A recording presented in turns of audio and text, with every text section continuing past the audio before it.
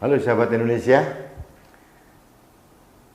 Siapa bilang Gubernur DKI Jakarta Anies Baswedan peduli dengan COVID-19? Terbukti orang ini sangat tidak peduli. Beberapa bulan yang lalu dia begitu gencar membuat PSBB. Kemudian PSBB-nya ditransisikan. Saat tanggal 8 September malah dia menarik rem darurat katanya. Karena dianggap penularan COVID di Jakarta melonjak tinggi. Sekarang sudah PSBB juga, ya, tapi masih transisi.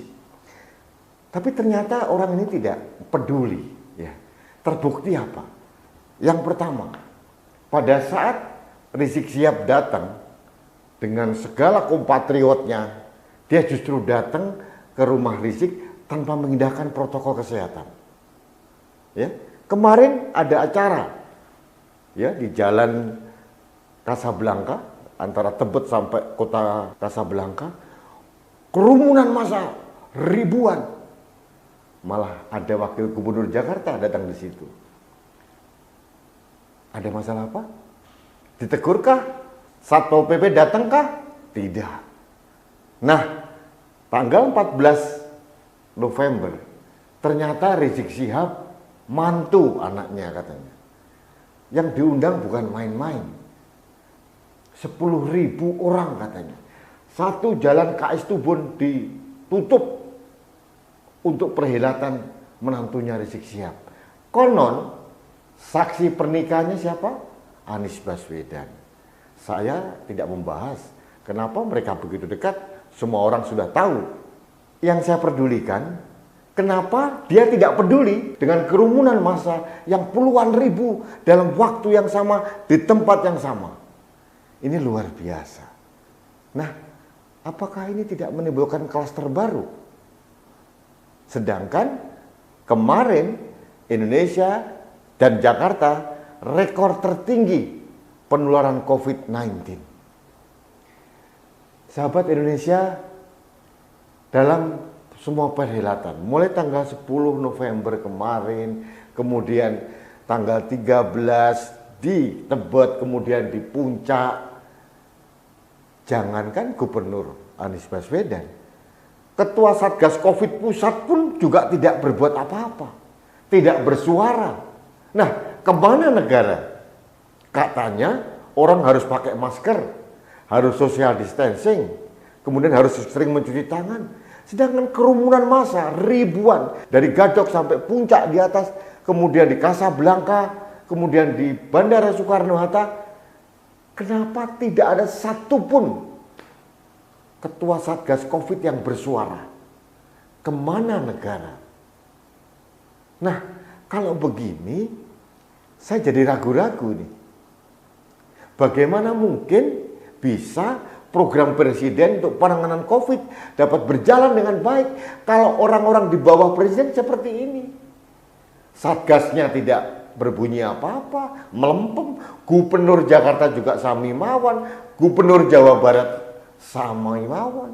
Nah, apa yang akan terjadi dengan bangsa ini? Kalau negara kalah dengan sekelompok orang, aturan negara ditabrak ke sana kemari, gubernurnya, kepala daerahnya justru larut dalam keramaian dan mereka melanggar aturan sendiri. Aneh, bukan?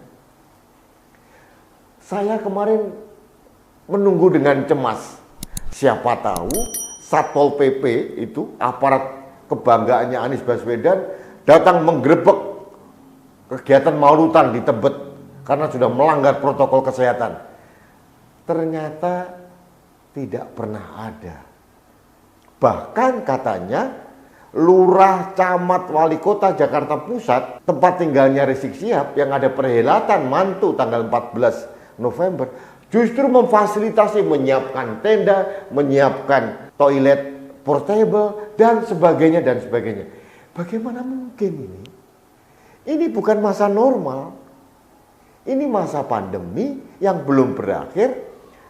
Kata gubernur, masa SPB. Kemana PSBB gubernur? Nah, Ini yang terjadi, sahabat Indonesia. Para pejabat negara begitu pragmatismenya, begitu gandrungnya dengan kekuasaan, sehingga dia mengabaikan semua aturan, mengabaikan etika. Saya tidak tahu lagi.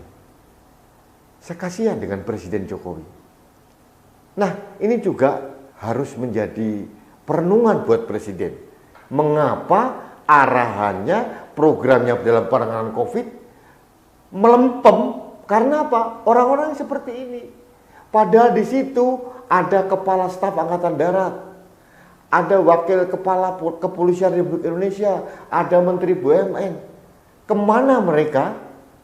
Ada juga Kepala BNPB, Letnan Jenderal Doni Monardo. Kemana beliau? Kalau Gubernur Jakarta sudah pasti, dia tidak peduli dengan rakyat. Dia hanya peduli dengan kursi. Ya, kursi kekuasaan. Makanya dia sowan. Rizik Syihab tidak perlu ada isolasi mandiri 14 hari. Tidak perlu. Karena ada privilege bagi seorang Rizik Syihab di mata Gubernur DKI. Ini warga bukan datang ke gubernurnya, justru gubernurnya sowan runduk cium tangan kepada Rizik Syihab. Nah, ini standar ganda dalam peraturan di Jakarta. Beberapa orang nggak pakai masker ditangkap, didenda, disuruh nyapu. Orang yang kawin dikasih protokol ketat, harus separuh gedung, tidak boleh terjadi kerumunan, yang salaman bergantian. Nah, di tempat Rizik Syihab, apakah diatur seperti itu? Yang kemarin mau rutan di jalanan, mengkooptasi jalanan, apakah diperlakukan seperti itu? Tidak. Ini peraturan banci. Peraturan diskriminasi sesuai dengan kemauan gubernur dan kepala daerah. Dan kemana negara? Jujur saya sebagai warga Indonesia protes. Masa kepala negara arahannya diabaikan oleh pembantu-pembantunya? Masa aparat negara yang begitu lengkap perangkatnya kalah sama nyalinya Nikita Mirzani, sang nyai? Sahabat Indonesia, inilah keprihatinan saya. Saya yakin juga keprihatinan Anda juga.